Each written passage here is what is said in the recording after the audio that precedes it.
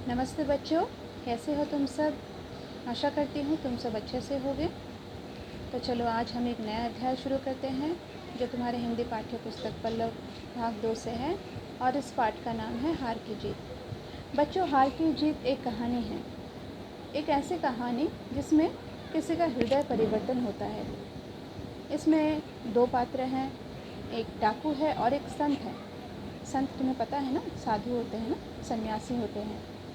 तो इन दोनों की कहानी है और हम देखेंगे कि एक संत किस तरह से अपने शांत स्वभाव से, अपने धैर्य से और अपने अच्छे स्वभाव के कारण एक डाकू का हृदय परिवर्तन करने में कैसे समर्थ होता है। तो ये कहानी बहुत ही दिलचस्प है और इससे हमें भी बहुत कुछ सीखने को मिलेगा। तो चलो शुरू करते हैं। माँ को अपने बेटे, साहूकार को अपने देनदार और किसान को अपने लहलहाते खेत देखकर जो आनंद आता है, वही आनंद बाबा भारती को अपना घोड़ा देखकर आता था। भगवत भजन से जो समय बचता वो घोड़े को अर्पण हो जाता। वह घोड़ा बड़ा सुंदर था, बड़ा बलवान। उसके जोड़ का घोड़ा सारे इलाके में न था। तो हमने देखा ये चित्र जो देख रहे हो ना, ये बाबा भारती का चित्र है। ये एक साधु महात्मा है, एक संत है, लेकिन इनके पास एक घोड़ा है जिसका नाम है सुल्तान। और ये सुल्तान जो है ना, ये बहुत ही तेज़ है, बहुत ही सुंदर है और इसीलिए बाबा को ये बहुत प्रिय भी है। बाबा इसे बहुत प्रेम करते हैं, इसके बहुत अच्छे से देखभाल करते हैं। वैसे तो वो भजन कीर्तन में लगे रहते हैं, लेकिन उसके बाद जो समय उन्हें मिलता है वो सुल्तान की देखभाल में लगाते हैं। तो चलो आगे देखते हैं। बाबा भारती उसे सुल्तान कहकर पुकारते, अपने हाथ से हरहरा कर खुद दाना खिलाते और देख देख कर प्रसन्न होते थे। उन्होंने रुपया, माल, असबाब, ज़मीन, अपना सब कुछ छोड़ दिया, यहाँ तक कि उन्हें नगर के जीवन से भी घृणा थी। अब वो गांव के बाहर एक छोटे से मंदिर में रहते और भगवान का भजन करते थे। यहाँ तक कि उन्हें नगर के जीवन से भी घृणा थी। अब वो गांव के बाहर एक छोटे से मंदिर में रहते और भगवान का भजन करते थे। मैं सुल्तान के बिना नहीं रह सकूँगा, उन्हें ऐसी भ्रांति सी हो गई थी। वे उसकी चाल पर लट्टू थे। कहते चलता है जैसे मोर घटा को देखकर नाच रहा हो। मतलब सुल्तान ऐसे चलता है जैसे मोर घटा को देखकर नाच रहा हो। जब तक संध्या समय सुल्तान पर चढ़कर 8-10 मील का चक्कर ना लगा लेते, उन्हें चैन ना आता। मतलब बाबा भारती जो हैं अपने घोड़े सुल्तान के प्रति बहुत ज़्यादा भावुक थे और उसे बहुत पसंद करते थे, बहुत प्रेम करते थे, अपने बच्चे के जैसे। और उसके चाल को देखकर, वो जैसे दौड़ता था उसको देखकर बहुत ही खुश होते थे और हर शाम क्या करते, उसके पीठ पर चढ़कर 8-10 मील बहुत दूर दूर तक वो चक्कर लगा कर आते थे, तभी जाकर उन्हें चैन आता था। अब देखो, खड़क सिंह उस इलाके का प्रसिद्ध डाकू था। लोग उसका नाम सुनकर काँपते थे। होते होते सुल्तान की कीर्ति उसके कानों तक भी पहुंची। सुल्तान की कीर्ति यानी कि सुल्तान के बारे में उस डाकू को भी पता चला, क्योंकि सुल्तान था ही ऐसा, इतना सुंदर घोड़ा था कि सब लोग उसकी चर्चा करते थे। और ऐसे ही बात फैलते फैलते इस डाकू तक भी बात पहुंच गई। अब डाकू कैसे होते हैं, उन्हें जो चीज़ पसंद आए, हाँ, वो तो उन्हें हथियाना होता है, कैसे भी हो लूट कर सब कुछ ले आते हैं लोगों के घरों से। तो जैसे ही उसको सुल्तान के बारे में पता चला तो उसका भी हृदय उसे देखने के लिए अधीर हो उठा। वह एक दिन दोपहर के समय बाबा भारती के पास पहुंचा और नमस्कार करके बैठ गया। बाबा भारती ने पूछा, खड़क सिंह क्या हाल है। खड़क सिंह ने सिर झुकाकर उत्तर दिया, आपकी दया है, कहो इधर कैसे आ गए। सुल्तान की चाह खींच लाई, विचित्र जानवर है, देखोगे तो प्रसन्न हो जाओगे। मैंने भी बड़ी प्रशंसा सुनी है, उसकी चाल तुम्हारा मन मोह लेगी। कहते हैं देखने में भी बड़ा सुंदर है। क्या कहना, जो उसे एक बार देख लेता है उसके हृदय पर उसकी छवि अंकित हो जाती है। अब ये जो बातचीत है ये खड़क सिंह और बाबा भारती के बीच चल रही है सुल्तान को लेकर। बहुत दिनों से अभिलाषा थी, आज उपस्थित हो सका हूँ। बाबा भारती और खड़क सिंह अस्तबल में पहुँचे। अस्तबल पता है, अस्तबल किसे कहते हैं? अस्तबल होता है घोड़े की रहने की जगह, ठीक है। बाबा ने घोड़ा दिखाया घमंड से, खड़क सिंह ने घोड़ा देखा आश्चर्य से। उसने सहस्रों घोड़े देखे थे, परंतु ऐसा बाका घोड़ा उसकी आंखों से कभी न गुजरा था। सोचने लगा, भाग्य की बात है, ऐसा घोड़ा खड़क सिंह के पास होना चाहिए था। इस साधु को ऐसी चीज़ों से क्या लाभ। कुछ देर तक आश्चर्य से चुपचाप खड़ा रहा। इसके पश्चात उसके हृदय में हलचल होने लगी। बालकों किसी अधीरता से बोला, परंतु बाबा जी, इसकी चाल ना देखी तो क्या। बाबा जी भी मनुष्य ही थे। अपनी वस्तु की प्रशंसा दूसरे के मुख से सुनने के लिए उनका हृदय भी अधीर हो गया। घोड़े को खोलकर बाहर लाए। घोड़ा वायु वेग से उड़ने लगा। उसकी चाल देखकर खड़क सिंह के हृदय पर सांप लौट गया। सांप लौट गया, ये एक कहावत है। इसका मतलब होता है जलन होना।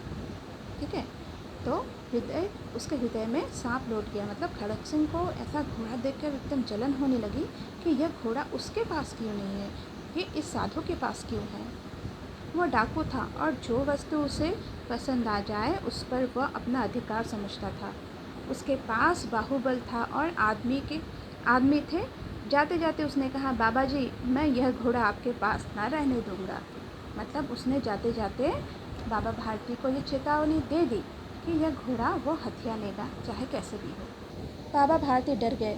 अब उन्हें रात को नींद न आती। सारी रात अस्तबल की रखवाली करने में कटने लगी।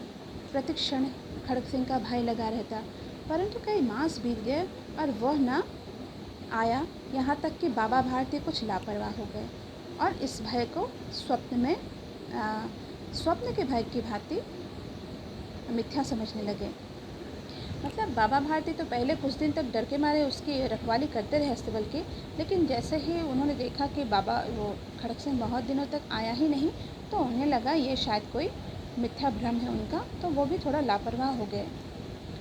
संध्या का समय था। बाबा भारती सुल्तान की पीठ पर सवार होकर घूमने जा रहे थे। इस समय उनकी आंखों में चमक थी, मुख पर प्रसन्नता, मतलब वो बहुत खुश थे। कभी घोड़े के शरीर को देखते और कभी उसके रंग को, और मन में फूले ना समाते थे। तो वो हम देख रहे हैं कि वो सुल्तान को इतना पसंद करते थे कि दिन रात उसको निहारा करते और उसे देख देख कर बहुत खुश होते। फूले ना समाना मतलब बहुत ज़्यादा खुश होना। बच्चों, ये सारे मुहावरे जो हमें वाक्यों में मिल रहे हैं, इन सबको तुम अंडरलाइन करते हुए जाना। ठीक है, अब तक जो जो मिला हमें कहावत और मुहावरा, उसको अंडरलाइन करते जाना। सहसा एक और से आवाज़ आई, ओ बाबा, इस कंगले की भी सुनते जाना। आवाज़ में करुणा थी। बाबा ने घोड़े को रोक लिया। देखा, एक अपाहिज वृक्ष की छाया में पड़ा करा रहा है। बोले, क्यों, तुम्हें क्या कष्ट है। अपाहिज ने हाथ जोड़कर कहा, बाबा, मैं दुखिया हूँ, मुझ पर दया करो। रामावाला यहाँ से 3 मील है, मुझे वहाँ जाना है, घोड़े पर चढ़ा लो, परमात्मा भला करेगा। उन्होंने पूछा, वहाँ तुम्हारा कौन है। दुर्गादत्त वैद्य का नाम आपने सुना होगा, मैं उनका सौतेला भाई हूँ, ऐसा खड़क सिंह ने जवाब दिया। बाबा भारती ने घोड़े से उतरकर अपाहिज को घोड़े पर सवार किया और स्वयं उसकी लगाम पकड़कर धीरे धीरे चलने लगे। सहसा उन्हें एक झटका सा लगा और लगाम हाथ से छूट गई। उनके आश्चर्य का ठिकाना न रहा जब उन्होंने देखा कि अपाहिज घोड़े के पीठ पर तन कर बैठा है। अरे, ये तो अपाहिज था, वो कैसे तन कर बैठ गया है ना, और घोड़े को दौड़ाए लिए जा रहा है। उनके मुख से भय, विस्मय और निराशा से मिली हुई चीख निकल गई। वह अपाहिज डाकू खड़क सिंह था। बाबा भारती कुछ देर तक चुप रहे और इसके पश्चात कुछ निश्चय करके पूरे बल से चिल्लाकर बोले, ज़रा ठहर जाओ। खड़क सिंह ने यह आवाज़ सुनकर घोड़ा रोक लिया और उसकी गर्दन पर प्यार से हाथ फेरते हुए कहा, बाबा जी, अब ये घोड़ा नहीं दूंगा, परंतु एक बात सुनते जाओ। खड़क सिंह ठहर गया। बाबा भारती ने निकट जाकर उसकी ओर ऐसी आंखों से देखा जैसे बकरा कसाई की ओर देखता है, और कहा, यह घोड़ा तुम्हारा हो चुका है, मैं तुमसे इसे वापस करने के लिए न कहूँगा, परंतु खड़क सिंह, केवल एक प्रार्थना करता हूँ, उसे अस्वीकार ना करना, नहीं तो मेरा दिल टूट जाएगा। अब खड़क सिंह ने कहा, बाबा जी, आज्ञा दीजिए, मैं आपका दास हूँ, केवल यह घोड़ा ना दूंगा। अब घोड़े का नाम न लो, मैं तुमसे इसके विषय में कुछ न कहूँगा। मेरी प्रार्थना केवल यह है कि इस घटना को किसी के सामने प्रकट न करना। खड़क सिंह का मुंह आश्चर्य से खुला रह गया। उसका विचार था कि उसे घोड़े को लेकर यहाँ से भागना पड़ेगा, परंतु बाबा भारती ने स्वयं उससे कहा कि इस घटना को किसी के सामने प्रकट न करना। इससे क्या प्रयोजन सिद्ध हो सकता है? खड़क सिंह ने बहुत सोचा, बहुत सिर मारा, परंतु कुछ समझ ना सका। हार कर उसने अपनी आंखें बाबा भारती के मुख पर गड़ा दी और पूछा, बाबा जी, इसमें आपको क्या डर है? मतलब बाबा भारती ने ऐसा क्यों कहा कि ठीक है तुम घोड़ा लेकर जाओ, लेकिन इसके बारे में किसी से बताना मत। ये जो घटना घटी ना कि एक अपाहिज को बाबा जी ने मदद की और वो उसका घोड़ा लेकर भाग गया, ये घटना जो है, ये संत जो थे, बाबा भारती जो थे, वो नहीं चाहते कि कोई और भी जाने। लेकिन ऐसा क्यों? अब देखते हैं। सुनकर बाबा भारती ने उत्तर दिया, लोगों को यदि इस घटना का पता लग गया तो वे किसी दीन दुखी पर विश्वास न करेंगे। यह कहते कहते उन्होंने सुल्तान की ओर से इस तरह मुंह मोड़ लिया जैसे उनका उससे कभी कोई संबंध ही न रहा हो। बाबा भारती चले गए, परंतु उनके शब्द खड़क सिंह के कानों में उसी प्रकार गूंज रहे थे। सोचता था, कैसे ऊंचे विचार है, कैसा पवित्र भाव है। उन्हें इस घोड़े से प्रेम था। इसे देखकर उनका मुख फूल की नाई खिल जाता था। कहते थे, इसके बिना मैं रह न सकूँगा। इसके रखवाली में वे कई रातें सोए नहीं, भजन भक्ति न कर रखवाली करते रहे, परंतु आज उनके मुख पर दुख की रेखा तक न दिखाई पड़ती थी। उन्हें केवल यह ख्याल था कि कहीं लोग दीन दुखियों पर विश्वास करना न छोड़ दें। ऐसा मनुष्य नहीं, देवता है। तो यही फ़र्क होता है ना बच्चों, एक संत में और एक डाकू में। एक संत जो होता है, एक सन्यासी जो होता है, वो त्याग करना जानता है। वो हर एक मोह माया को छोड़कर रह सकता है और उन्हें सिर्फ समाज के कल्याण की, मानव के कल्याण की चिंता होती है। बाबा ने अपने प्रिय घोड़े को खो दिया था, लेकिन वह यह नहीं चाहते थे कि कोई भी इंसान किसी अपाहिज पर या किसी दीन दुखिए पर विश्वास न करे। ये उनके लिए बहुत बड़ी बात थी। इसलिए उन्होंने कहा कि तुम बेशक ये घोड़ा लेकर जाओ, लेकिन इस घटना के बारे में किसी को मत बताना, वरना लोग गरीबों पर और अपाहिजों पर विश्वास करना छोड़ देंगे। रात्रि के अंधकार में खड़क सिंह बाबा भारती के मंदिर में पहुंचा। चारों ओर सन्नाटा था। आकाश में तारे टिमटिमा रहे थे। थोड़ी दूर पर गांव के कुत्ते भौंक रहे थे। मंदिर के अंदर कोई शब्द सुनाई न देता था। खड़क सिंह सुल्तान की बाग पकड़े हुए था। वह धीरे धीरे अस्तबल के फाटक पर पहुंचा। फाटक खुला पड़ा था। किसी समय वहां बाबा भारती स्वयं लाठी लेकर पहरा देते थे, परंतु आज उन्हें किसी चोरी, किसी डाके का भय न था। खड़क सिंह ने आगे आकर बढ़कर सुल्तान को उसके स्थान पर बांध दिया और बाहर निकलकर सावधानी से फाटक बंद कर दिया। इस समय उसकी आंखों में नेकी के आंसू थे, यानी कि खड़क सिंह रो रहा था, क्योंकि वो उस घोड़े को वापस करने आया था। उसका हृदय परिवर्तन हो चुका था। वो समझ गया था कि उसके लिए क्या करना उचित है और उसने कितना गलत काम किया है एक साधु को, एक संत को धोखा देकर। इसीलिए वो उसके आंखों में नेकी के आंसू, एक भलाई के आंसू आ रहे थे। रात्रि का तीसरा पहर बीत चुका था। चौथा प्रहर आरंभ होते ही बाबा भारती ने अपनी कुटिया से बाहर निकले, ठंडे जल से स्नान किया। उसके पश्चात इस प्रकार जैसे कोई स्वप्न में चल रहा हो, उनके पांव अस्तबल की ओर बढ़े। जैसे उनको आदत थी ना, हर सुबह स्नान करके वो सीधा अस्तबल की ओर जाते थे, तो उसी आदत के अनुसार वो अस्तबल की ओर आगे बढ़े। परंतु फाटक पर पहुंचकर उन्हें अपनी भूल प्रतीत हुई। उन्हें याद आया कि अब तो वहाँ पर उनका प्यारा घोड़ा सुल्तान है ही नहीं। साथ ही घोर निराशा ने पाँवों को मन मन भर का भारी बना दिया था। वे वहीं रुक गए। घोड़े ने अपने स्वामी के पाँवों की चाप को पहचान लिया। अब घोड़ा देखो, उसे पता चल गया कि उसका स्वामी उसके पास आ रहा है और ज़ोर से हिनहिनाया।